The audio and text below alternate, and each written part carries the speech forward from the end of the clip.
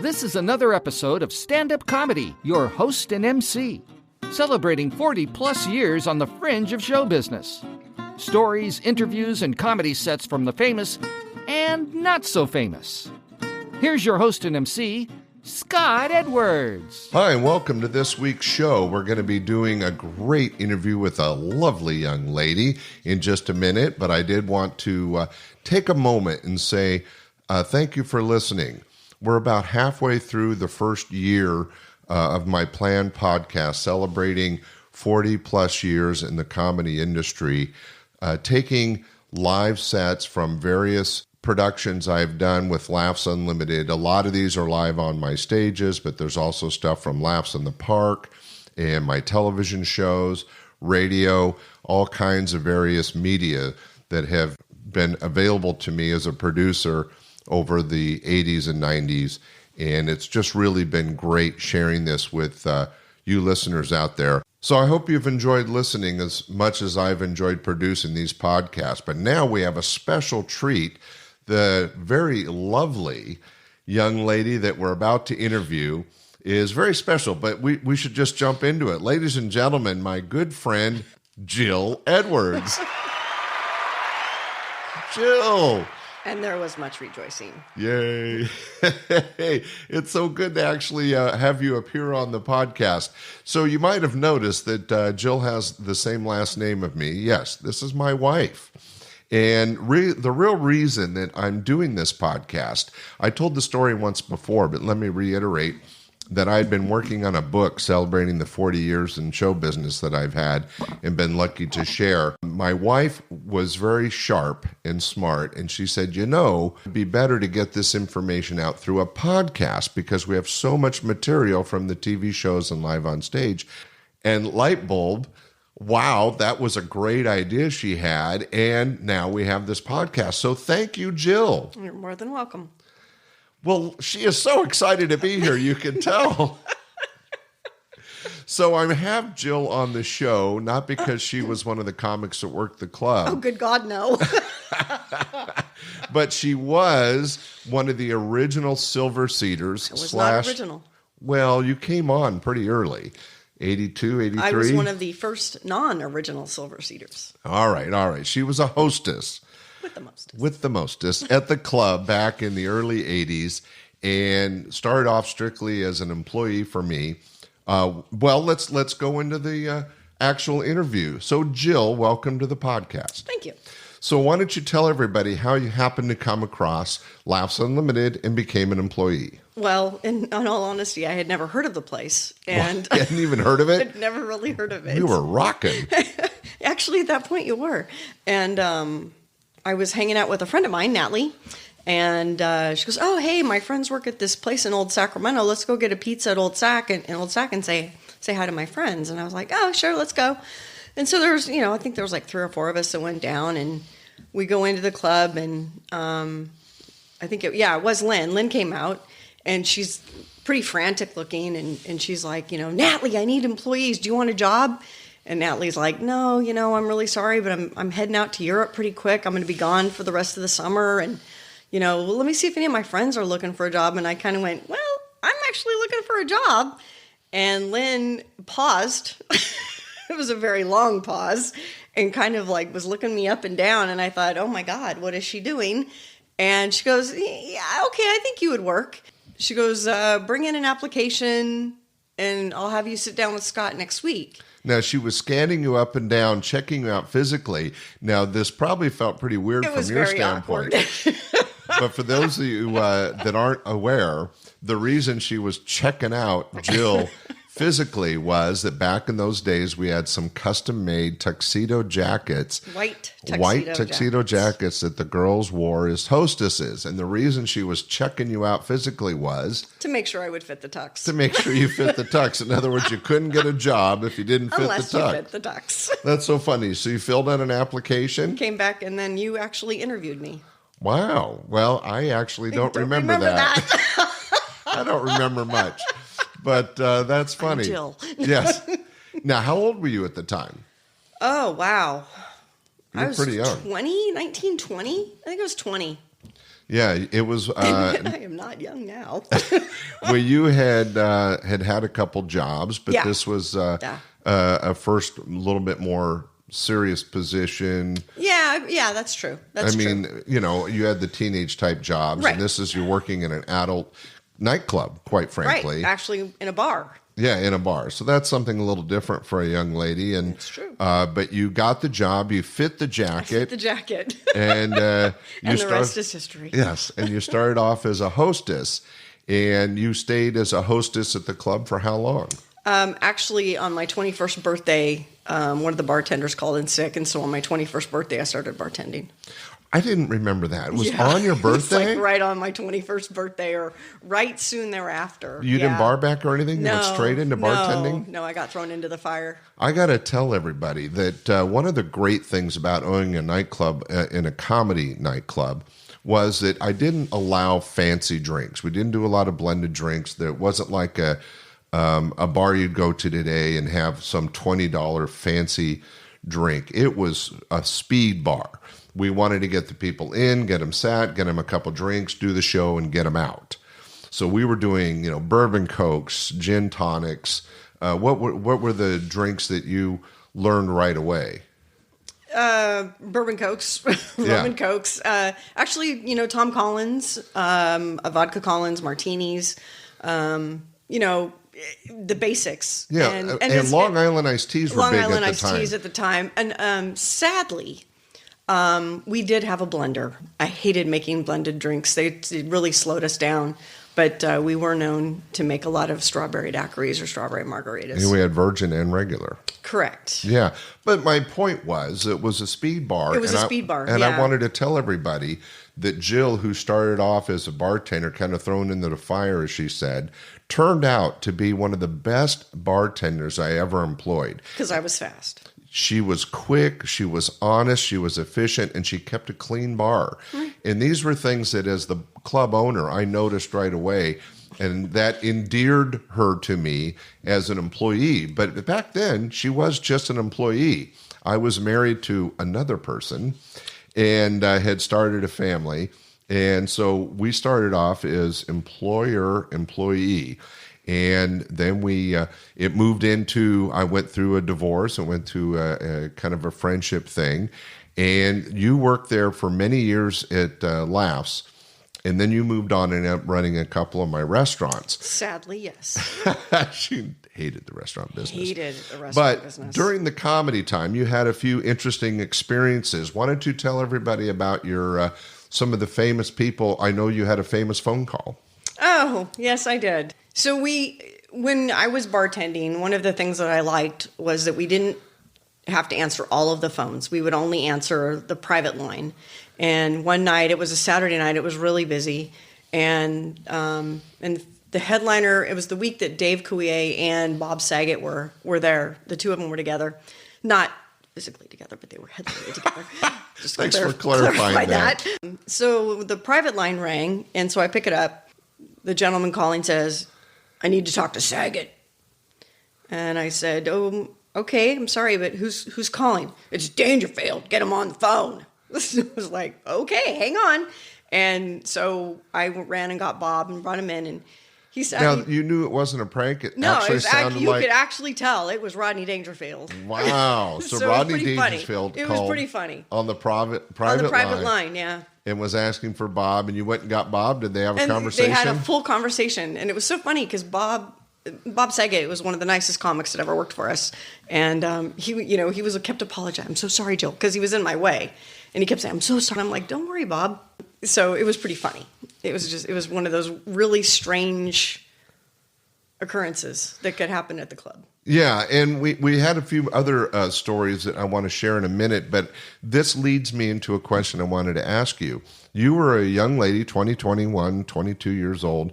You had just your first job in a nightclub kind of environment, and this was one of the celebrities you ended up interacting with. But actually, while working at the club, you met several celebrities, Saget, Dave Coulier, Paul Provenza, Paul Reiser. Yep. But tell me some of the ones that stood out to you or impressed you. It was my first car. It was like a 72 Ford Mustang. It was a piece of crap. and the defroster went out. And one night you said, hey, can you take Jay Leno back to the hotel? And it was in the middle of January, and I'm like, oh, no. And I'm like, yeah, sure. And so I put Jay in my car, and the defroster's not working. So I'm like rubbing the towel on the window. And Jay, who was so sweet, he's like, Jill, bring the car to the hotel tomorrow. I'll go get some tools, and I'll fix it for you. Jay Leno loves working on cars. I'm like, Jay, I can't have you fixing my car. And he's like, no, I really want to. And I'm like, I can't do that. So You didn't have him fix it? No, I did not. Oh, but that's an interesting experience. Who were some of the other people that kind of surprised you, impressed you, or did you get starstruck by anybody? The only one that I ever took a night off, I worked for the club for 17 years, and the only time I ever took a night off was for Dana Carvey. You took a night off to watch the show. The beginning to end. Yes. And I actually was in the audience, and I only did that once, and that was for Dana. And it was a great experience. It was very funny. You know, it never occurred to me that all the employees had an opportunity to listen to the shows, but while they were working, so that they'd get bits and pieces. No, I took the whole night off. And you went straight into working at the club, so you were never a customer. I was never a customer. That's interesting, because there was really, if to think about it, and I don't know if this is pertinent or not, I don't think I ever sat in my club as a customer. In all the 40 years of doing comedy, 20 years owning a club, I don't think I ever sat in my club. I was a guest. I'm going to disagree with you. Okay. No, that's fine. That's why I'm bringing it up, because, I was at the Holy City Zoo. I was at the Improv. Right. I was at the Comedy Store. I visited and watched shows and clubs all over the country. Yeah. So tell me when I actually sat in one of my own shows. I don't remember. Somebody had gotten married that day, and you were actually off, but you brought the whole wedding. I guess the bride and groom went off to do their thing. And so you brought the whole wedding party into the show, and you guys all sat in the show and watched the show in your tuxes. I do not remember that. And I don't even know who it was that got married. Should I point out that Jill, my wife, has way better memory than me? Yes, and this is true. I don't remember who it was that got married. I want to say Jimmy. Wow. It might have been Jimmy.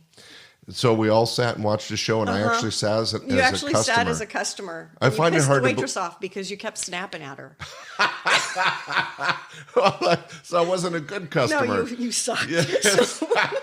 Well, it is interesting because I find it hard to believe that I could sit still that long. Yeah. One of the things that I think kept me skinnier in those days is that even though it was not a huge nightclub, I rarely sat for very long. I would be shifting between the bar, the sound box, the backstage. Yeah, the green room, checking upstairs at the Magic Hat, you name it, checking on the other restaurants. Right. I was always moving. And so and just like the employees, I rarely sat and watched a show. Yeah, at one time you were the Donald Trump of Sacramento. God, I wonder if you could run for president someday. What do you mean, the Donald Trump? That's what we called you, the Donald Trump of Old Sacramento, because you had all these different businesses. Oh, I never heard that. It's true. Donald Trump was even known then? Oh, yes. As a realtor. As a developer. Yeah. Well, what she's referencing for the podcast audience is that at the peak of my entrepreneurial career, I had 3 comedy club restaurants, nightclub restaurants. I had 2 regular restaurants, a couple art galleries, and most of those were all in Old Sacramento. So at one point I was leasing and operating about 1/8 of Old Sacramento, which was a pretty a broad stroke of businesses. But I never thought of myself as the Donald Trump of Old Sac. That's very funny. And I have not heard that before. I don't think I'm I think too Sue impressed. and I talked about it. So you got a chance to interact with a lot of celebrities. Now, did you do any of the after? I know you did, but I'm leading it in. After hours events with entertainers, because there was bowling. Oh, bowling. You can't miss bowling. Yeah, bowling with the comics. That was a weekly thing. That was a fun thing. We took a group of comics to the California State Fair a couple times. I was absent that day. Okay, we did it a couple times. We had the boat. We took out Paula Poundstone and other people. Paula Poundstone on the boat. That was a very fun day. In fact, actually, a funny story on that. So we were on the boat and we had the radio on, and I am a huge baseball fan. I love baseball. She does, folks. And my team at the time had a day game, and they'd lost. And so I made the comment, oh, man, crap, they lost. I can't believe it. And I got sad for a little bit. And Paula looked at me, and she's like, you're the only person I know that lets a baseball game affect their whole day. And about 2 weeks later, the private line rang again. And so I answered it, and it was Paula. And she goes, watch the Carson show tonight. I'm on it, and I did a joke about you. And she actually did a joke about how she had a friend let her emotions revolve around sports. And it bombed. The joke bombed. But I was very happy, and it made me very... Well, flattered. Very flat, yeah. You it know, was cool. that reminds me. We're going to take a little side trip. No. Yeah. So Jill's had some interesting exchanges with famous entertainers. There was a series of books that came out. Go there. Oh, it was so funny. What? No, I haven't. Where the whole thing is, now we're in the middle of the podcast, and I don't have the book here to remember, but you'll remember. So the name of the books were Letters from a Nut. And they had come out, and there was actually 2 different books over a period of about 5 years. Letters from a Nut. They were really funny, and they were actually very popular. But one of the things that made them popular was the author was a secret. There was a fake name created for the author, and everybody in Hollywood was trying to figure out who was putting out these books, Letters from a Nut, and having so much success with it. And it was a fairly big secret, at least in Hollywood. What happened, Jill? So I love to read books, and so I'm looking at the book, and in the dedication, it had, the book was dedicated to these three people. And I knew who they were. I know the comic who was married to the woman and then his 2 children who the book was dedicated to. And so I had no idea it was a big thing in Hollywood. I just thought, oh, wow, that's really cool that he did that. So you knew the secret. So I knew the secret. Unbeknownst to me, I knew the secret. So you knew the author, but you didn't know it was a secret. I didn't know it was a secret. So let's see. What do we do when we have a secret? Do we keep it to ourselves? I did not know it was a secret. Or do we tell That's a big disclaimer the biggest gossip in Hollywood? So who did you share it with? I shared it with a friend of mine who's a comic. We were on our way to the airport, and she's like, what do you mean you know who that is? And I said, did you read the book dedication? It's pretty obvious. And so I told her who it was. It got ugly after that. Within hours. I'm not kidding, folks. She shared this secret information with a young lady that's known to be a bit of a gossip in Hollywood. I love her, though. Yeah, and within hours, we got an angry, frantic phone call from the actual author. By the way, it's not a secret anymore. Bruce Baum, who had co-written the book with another writer. I can't think of his name, damn it. Can't either. Letters from a Nut, by the way. Very funny books. If you get a chance, pick them up and check them out. Very funny. He was not happy. No. Because one of the reasons the book was so successful, and it had a foreword by Jerry Seinfeld and stuff. It had some big stuff going on. Big people in it. And one of the things that made it hot was that the authors were a secret, and the secret was out. Thanks to me. And the authors were not very happy, and they called us because they found out and who they had threatened shared. to sue me. It was a pretty interesting time. And the thing that's funny was it was a kind of a big deal in Hollywood, but to you, but to the rest of the country, nobody gave a shit. Right? Nobody really cared. It wasn't really that big a deal. But I thought what was interesting is that you were totally naive of. I had no clue The whole situation, and I just thought it was so cool that he dedicated the book to his wife and 2 kids. Right.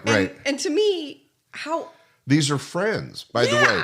The we person just had lunch with them. Yeah, Bruce is a very good friend of ours, and then the person that she shared it with is a really good friend. Yeah. So in Jill's mind, she's just talking from friend to friend about a friend. Yeah. And it turned out to be an international incident. I think the FBI at one point was investigating it. So, yeah. And I it was don't my know. It's security crazy. clearance. But you had one other thing that came up that, speaking of scary and... Oh, yeah, that night. in situations that involved other people in kind of a threatening, scary way.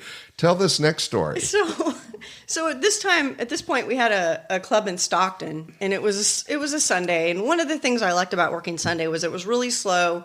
It gave us a chance to clean, get ready for the week, kind of decompress from the long week, but work, but get paid for it. So I'm bartending on a Sunday, and Lynn, who was a very good friend of mine, still is a very good friend of mine, ran our Stockton club. And let's just say the Stockton club was a problem club.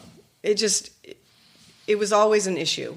And so the private line rings, and I pick it up, and it's Lynn. She's, "Hey, Jill, how's it going?" And I'm like, "Hey, what's going on?" She's like, "Well, we just got a bomb threat." What? No, wait a minute. Bomb threat. So the phone went dead.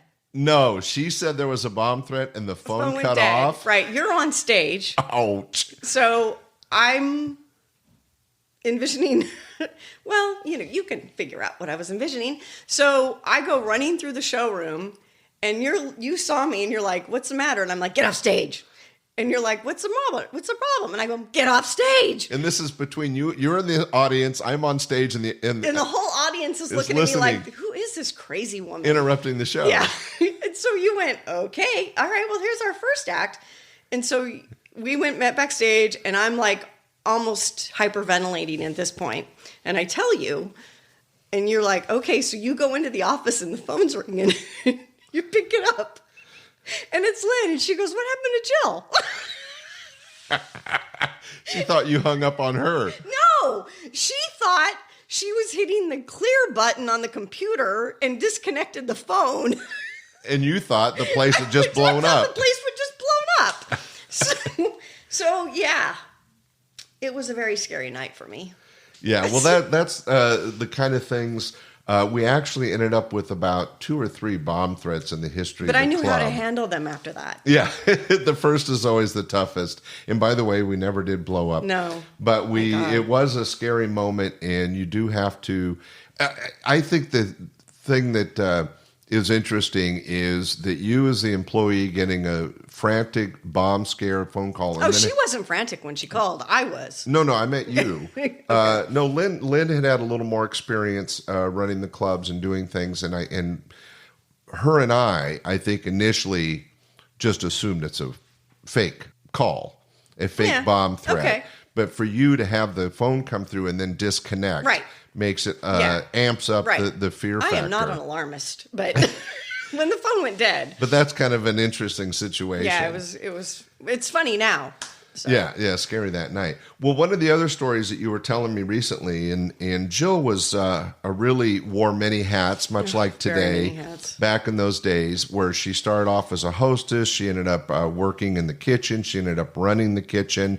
Then she ended up in the bar, and she ended up being the head bartender. And then I opened up some restaurants. She ended up running a couple of my restaurants. But at one point for a really long time, she was the daytime bartender every Sunday when we had live jazz in the front of the club. So at night we had the regular comedy shows, but during the day we would open up the club to try to sell some food and drinks. And Jill would be managing while we had the Cats and Jammers and other bands, but the Cats and Jammers, wasn't that right? Would come in every Sunday. Every Sunday. And Jill and because it was a bar and because we had live music, what do you end up getting? Regulars. Yes. And tell me the story about the man in the Panama hat. Oh man, so we had this regular. Well, he was regular to me because he actually was very sweet. Very sharply dressed, had his Panama hat on, and he was probably in his 60s. But he would come in, and he was always by himself. Okay, it's very important. He was always by himself. And he would sit down at the bar. He would order a beer for himself, and then he would look at the person they would look at the seat next to him. There's nobody there, and say, "And Paula, what would you like?" And he would laugh and go, "Oh, I should have known that. Okay, Paula would like a gin and tonic, please." And so the first time that really caught me off guard, but then I kind of learned, okay, just go with it.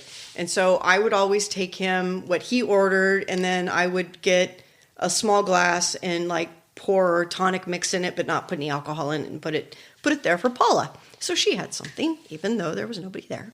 So one day he comes in, and I do his drinks and take care of him. And we had some other people in the audience who apparently didn't like the drink I made them. So they're up at the front bar, and they're yelling and screaming at me, "You're a fucking bitch. We're going to have your job. You don't know how to bartend. You didn't put any alcohol in this." And I'm just sitting there, and I'm like, okay, calm down. And they're just like screaming and yelling at me. And a friend of mine actually had come in, was trying to diffuse the situation. And they were pretty drunk already.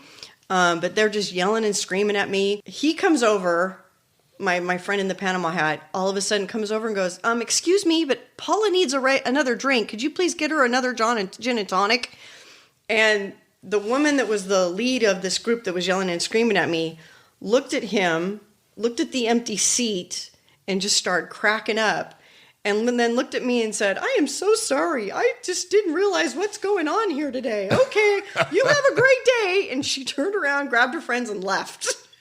And it was the weirdest thing I've ever had happen in a bar. So without even trying, the man in the Panama hat was your It was my hero. ally. Yeah. It was just, there's nobody there. But he's like, "Paula needs another drink." So.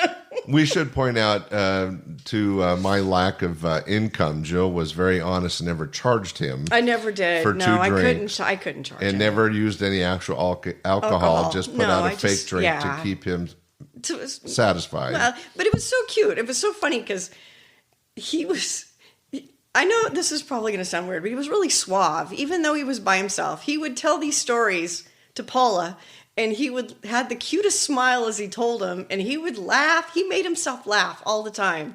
And it was really... So that had to be kind of entertaining for you behind the bar. It was huge. And what's interesting, and for those of you out there that have never tended bar, it's one of those unique jobs where you see people at their best and their worst. Oh, yeah. You have the a-holes and people that are complaining about everything you can never make happy. But then you have people that are having a great time, they're enjoying themselves, and you're part of the process. And a bartender, as you've seen in TV and movies, is almost like a therapist. You end up listening to people and talking to people that are strangers, but you end up bonding over something. And in this case, with the man in the Panama hat, he had his friend Paula, and you just played along. I just played along, yeah. But one of the things that was nice about Laughs was I actually didn't have to talk to the customers much. Other than the drink order, we were too busy. Yeah, it was more of a speed bar. More of a speed bar. But even with the Cats and Jammers, they were so loud, I couldn't hear somebody sitting at the bar. So, but you had a lot of regulars, and you I did have a lot of friendships. regulars. Oh, yeah, most definitely. In fact, we were just talking about Rita used to be a regular. Rita. Yeah. And Rita God was, bless Rita. In those days, was already in her 80s or 90s. Yep. But she was like an ex-biker babe. Well, no, actually, she was tough. Back tough in the broad. 40s, she was at what would be considered at the time a stripper in Chicago. And yeah, okay. I won't go there. But Rita was, she was a great special woman. Customer that became a very good friend of ours over the years, that she would always come in to hear the Cats and Jammers.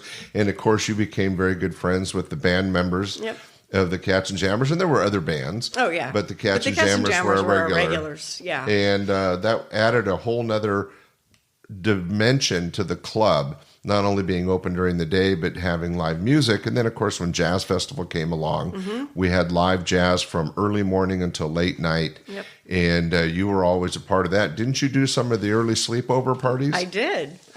We would, so for Jazz Festival, and for those of you that don't know about the Sacramento Jazz Festival, it was started on the Friday of Memorial Day and stopped on the Monday from 9 in the morning until 1 in the morning.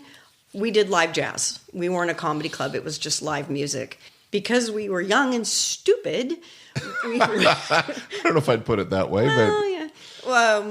We would take the bus in to work on Friday with our sleeping bags and clothes for 4 days. And we would never leave the club. We slept in the showroom and... And you guys would like shower in the sink. Shower in the sink. And because by the time, so if the last band finished at 1, by the time we got done cleaning, it was 2:30. And if the first band was at 9, we had to be there at 7:30. to open up and clean up and clean set up and get ready. And it was like, why bother going home? But you were young, and you guys had fun. Yeah. And you guys had fun doing it. We had a blast. Yeah, most definitely, we had a blast. And there was a crew of 6 to 8 gals. There was about 7 or 8 of us. Yeah, I did not stay for that. It was all the young women. No, you weren't welcome. And I probably would have seen and heard things I didn't want to know and see. No. But it was probably an interesting work environment. Oh, yeah, most definitely. Now, you have, as you mentioned, 17 years at the club. Mm-hmm. Was there any other situations or stories or experiences that stand out? What did working at Laughs Unlimited mean to you?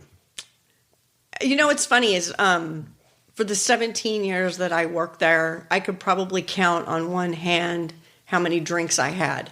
Just because seeing what the alcohol did to people, I didn't want to do that. Actually, you were a bit of a teetotaler for much of it. Yeah, I didn't drink for most of the 17 years I was there just because I did not want to be like one of our customers. Yeah, that kind of went away after I left the club. So. But still, that had what you're saying is that that aspect of the employment had the effect on your life of making you a teetotaler, and you could have a great time without having having alcohol drinking. And stuff. Yeah, that's interesting. Now, as I mentioned, you ended up running a couple of my restaurants. The one that stands out was that you were the lead manager for Sticky Fingers, a barbecue joint I opened. And I actually named Sticky Fingers. Did you? I was the one that named that one. It was again, kind of a speed restaurant in a tourist area where we used a lot of disposable plates. It was not earth friendly. Yeah, it was not earth friendly, but this was back before the big Save the Earth push. And it was basically, a short menu. It was ribs, burgers, dogs for the kids. Of a bucket. We taped it to the side of a bucket. Yeah, the menu was on the bucket, and the bucket was for the bones from the ribs. Yeah. It was a great concept. We had live music there as well, and we produced. I had gunfights in the streets. You did. I had the Blue Canyon gang would come in and have gunfights, and then bring everybody up. They were having shootouts over the ribs. It was really fun and entertaining, but running a restaurant was not your joy. Oh God, no. And if anybody listening is thinking about getting into the restaurant business, don't. Just don't do it. It's got its challenges. The customers are not as fun and friendly as in a comedy club. No, it's never ending. Yeah, and the food quality and the staff. And the refrigerator does not break on a Monday. Yeah, it always breaks over the weekend. Weekend. Everything breaks during the weekend. Yeah, we used to run into that. Even at the club, you'd run out of H2O or CO2. I'm sorry. Yeah. Run out of CO2 in the bar. I hope we didn't run out of H2O. Or there would something else would break down. Like it always happens on the weekend. Always happens on a Friday night or Saturday morning when you can't get anybody. Mm-hmm. That's one of the aspects of being an entrepreneur that and then the 3:30 a.m. alarm calls. Yeah, having to run down and make sure. Yep. Yeah, but we did get burglarized a couple times. Yeah. Luckily, we never got robbed, but we did get burgled a few times. But that's all the pluses and minuses of being a business owner. It's difficult, but there's a lot of rewards. Now, we've alluded to that you came to work when you were young. You started off in one of the lower steps of a ladder of employment as a hostess, and then you worked your way up. But somewhere along the way, you went from being an employee to a very dear friend to a girlfriend to my wife. And by the way, we just celebrated 21 years of marriage, and so far so good. Yay! How's this story come out when we're at a party or you're explaining it to somebody? I've actually gotten in trouble for saying this a couple times, but it makes me laugh. So, but I'll generally say, because I had to sleep my way to the top. So. You see, went from employee to sleeping with the boss to being the owner. Married. Yeah, well, to being So it was. It can be very awkward at times when you're trying to explain it, but but you always do it with good cheer. I do, laughs. and Jill's got a great sense of humor, by the way. And it's made a few people actually, really laugh and think, okay, she's okay. Yeah, if you could say that about yourself, you don't have okay. you don't have a problem with what people think about you. Yeah. And what's interesting, it was all fairly innocent. I was long divorced before we started seriously dating, and then we dated like 10 years before we got married, and we did get married while we still owned the club. So you did go from employee to, by California law, co-owner of the club the debt. Before we sold it and semi-retired. You retired. I didn't retire. Well, I just meant from laughs. No, I know. Sorry. So, and we should say that my wife is not only just a joy of my life, and I feel so blessed to have her in my life and with me. She's my best friend. She was a great bartender, a great employee.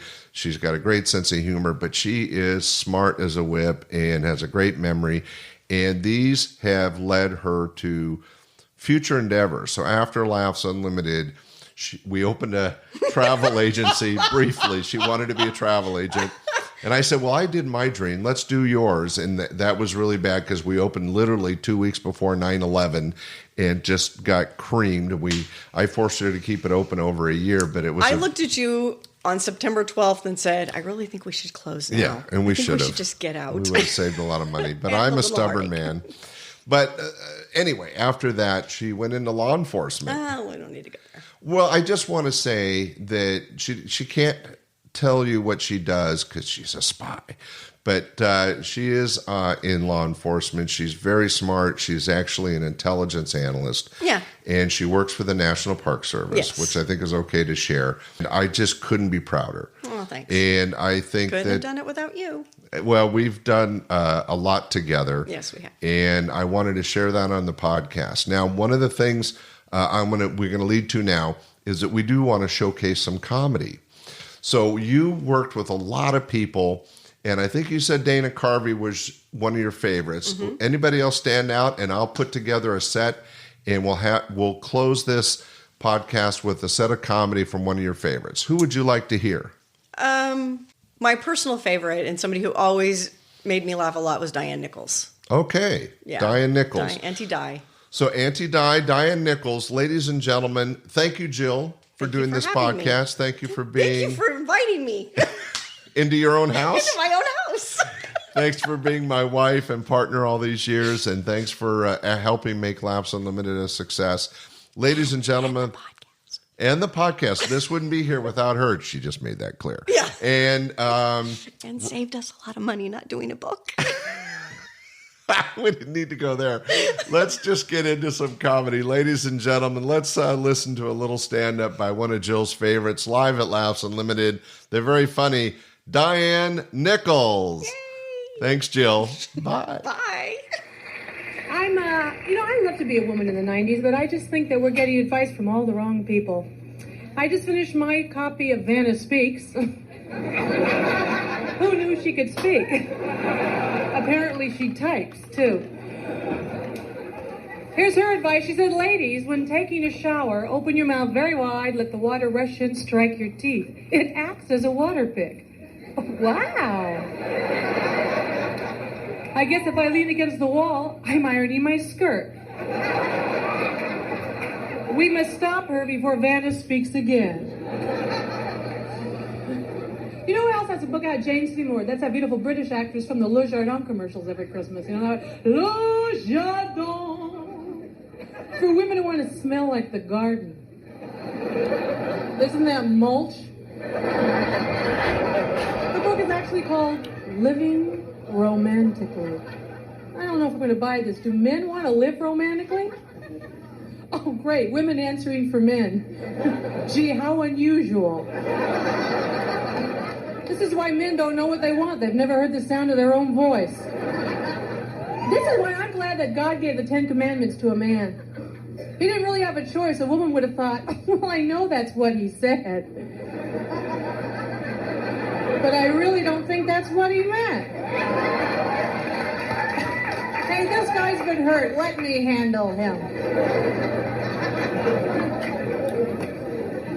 Of course, women can always get men to do what we want. We think we have the greatest weapon in the world against men. I guess you know what that is. It's not sex. It's not sex. Not anymore. Not since they found out we like it too. We lost ground there. And nowadays women are not faking orgasms. They're hiding them. Oh, no. Nothing happened for me. Oh, that's the hiccups.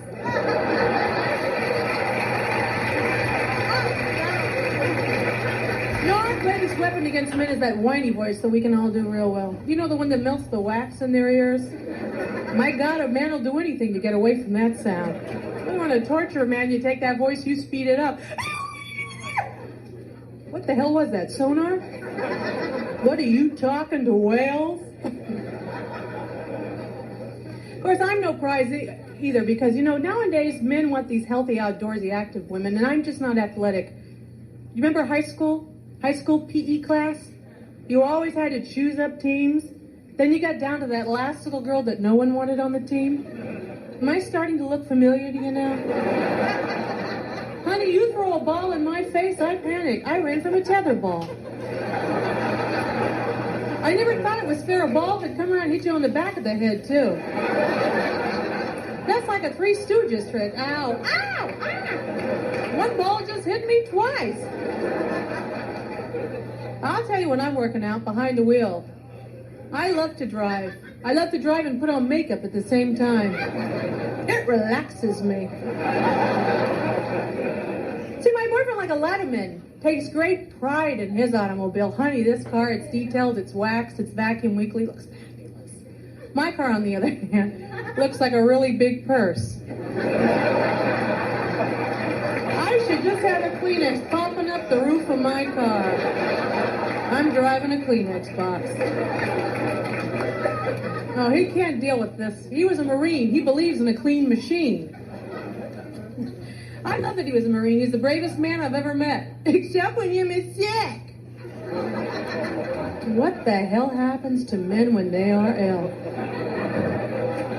They come downstairs in that robe they wear once a year the dog sleeps on that chew the butt out of. And if he's wearing slippers, he thinks he's terminal. No, men are cute. They get that little tuft of hair that comes creeping up the back of their head. You know that thing that looks like a satellite dish? They don't even know it's there. That's nature's way of telling you, you're my sick. You take care of him. And I do. I bring him some magazines when he's very interested in. I bring him Cosmopolitan. I know, isn't that cruel? But Cosmo was edited by a fascinating woman, Helen Gurley Brown. It's her maiden name. Isn't that a hoot? Anyway, she wrote the greatest book. This is her advice. She said that women should put on wet underwear under their clothes. Because this will make your dress cling like skin. I tried that. I walked into a party with wetness seeping from my clothes.